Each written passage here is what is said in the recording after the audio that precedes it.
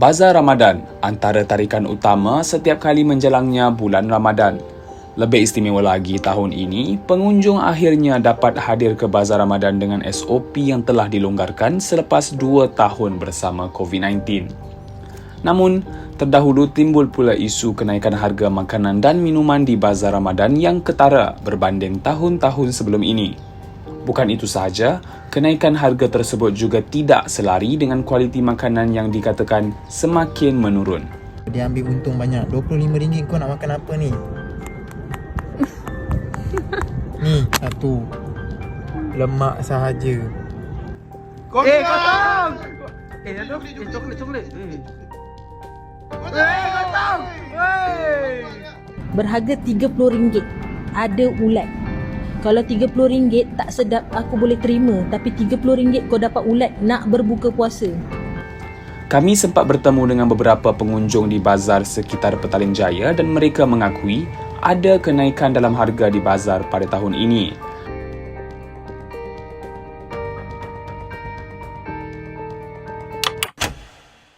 Pengunjung yang ditemui sedar akan faktor kenaikan harga bahan mentah, namun dengan harga makanan yang semakin mahal, mereka mengharapkan kualiti makanan yang lebih baik daripada segelintir peniaga.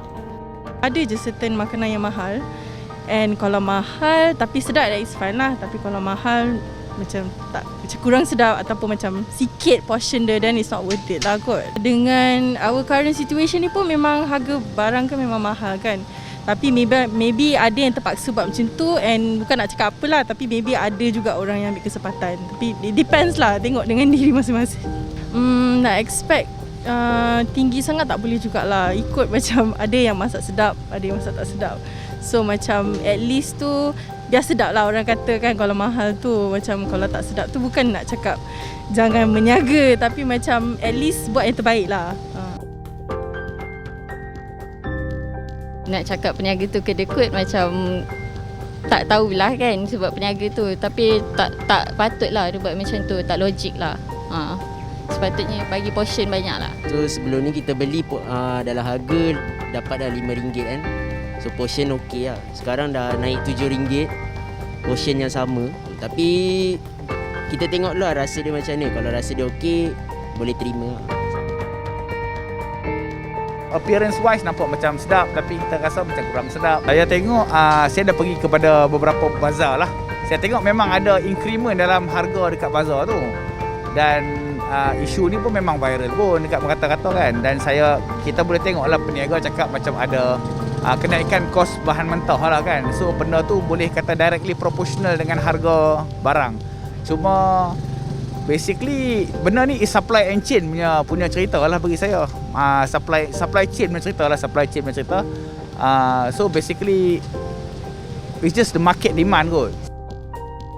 Bagi saya sebagai pengguna, kita kena pandai memilih lah. Seorang peniaga yang ditemui berkata, perniagaannya telah mengekalkan harga yang sama pada makanan yang dijual, namun terpaksa mengurangkan kuantiti makanan supaya perniagaan tidak rugi.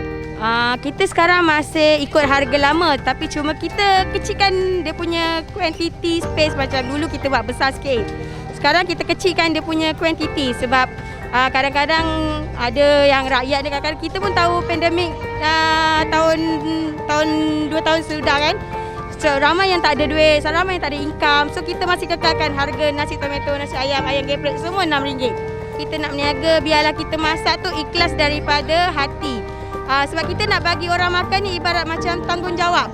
Okey, contoh macam anggaplah diri kita, okey, pernah nak balik kerja, tiba-tiba dah beli makanan mahal tapi tak sedap. Kadang-kadang ada yang nasi mentah. So anggap kita masak ni ibadah, satu ibadah. Namun, ada juga yang mengekalkan kuantiti serta kualiti makanan pada tahap yang sama, tetapi terpaksa menaikkan harga jualan. Harga makin naik tau, 2 kali ganda. Kita orang terpaksa naikkan harga sebab kan kalau kita orang turunkan harga pun kita orang mati. Sebab harga memang naik gila. Ya betul. Ataupun kita orang kena kurangkan kuantiti. Bila kita orang kurangkan kuantiti, customer akan marah kita orang pula. So tak boleh lah. Kita kena samakan kuantiti, samakan kita orang punya bahan tu, tapi kena naikkan harga lah. Jangan sebabkan seorang kita orang semua kena. Tak naklah macam tu sebab kita orang, kalau kita orang sendiri menjaga kualiti dengan kuantiti kita orang, hope kita sama-sama buat benda tu sampai orang tak nampak lah. Kita macam, kita sama-sama lah jaga antara kita sendiri. Macam tu lah Mas Akak. Jangan sebab kau seorang, kita orang semua kena. Macam tu lah. Faham kita orang faham customer pun kena faham kita orang juga. Macam tu je lah.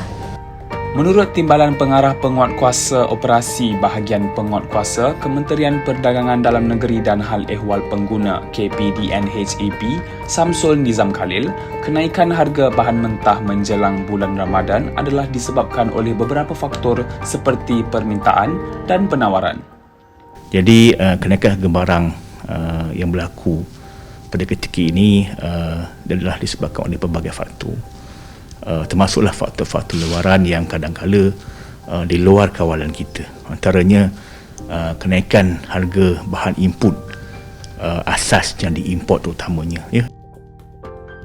Dan kenaikan harga barangan tertentu ini sukar untuk boleh terjadi kerana sesebuah perdagangan itu mungkin sukar untuk menyerap peningkatan kos dalam pengeluaran, memandangkan kos bahan mentah yang terus meningkat. Apabila bisnes tidak dapat menyerap kos dalam perniagaan mereka dan terpaksa menaikkan harga. Itulah dari segi faktor-faktor yang finding oleh KPDNHAP lah, berhubung dengan antara faktor-faktor yang menyebabkan kepada kenaikan harga barang pada ketika ini. Walau bagaimanapun kenaikan harga semasa Ramadan dan sebelum hari puasa ini memang dia berlaku setiap tahun lah. Walau bagaimanapun kenaikan itu tidak terlalu tinggi sehingga kita tak boleh nak kawal.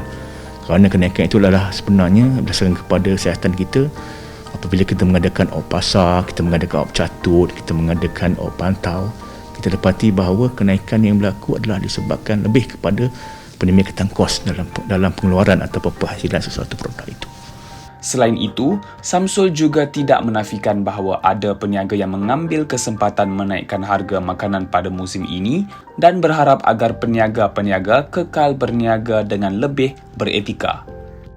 Selepas PKP 2 tahun berniaga, kita faham bahawa terdapat peniaga yang cuba mengambil kesempatan lah untuk dia recoup balik kerugian mereka ataupun dia punya yang tak dapat keuntungan ataupun pendapatan mereka yang hilang semasa PKP itu.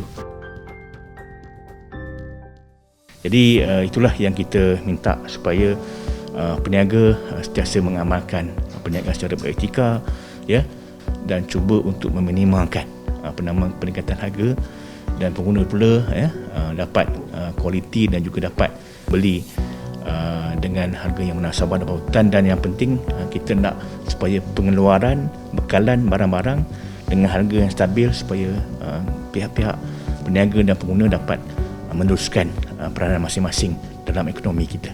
Kesimpulannya, ada pelbagai faktor yang menyebabkan kenaikan harga di bazar Ramadan seperti yang tular baru-baru ini. Namun, pengguna mengharapkan dengan kenaikan harga tersebut, mereka diberikan kualiti makanan dan minuman yang lebih baik. Semoga peniaga dapat terus berniaga dengan lebih beretika dan pengguna disajikan dengan kualiti juadah yang terbaik. Terima kasih kerana menonton. Jangan lupa like dan subscribe untuk video-video menarik dari O Bulan.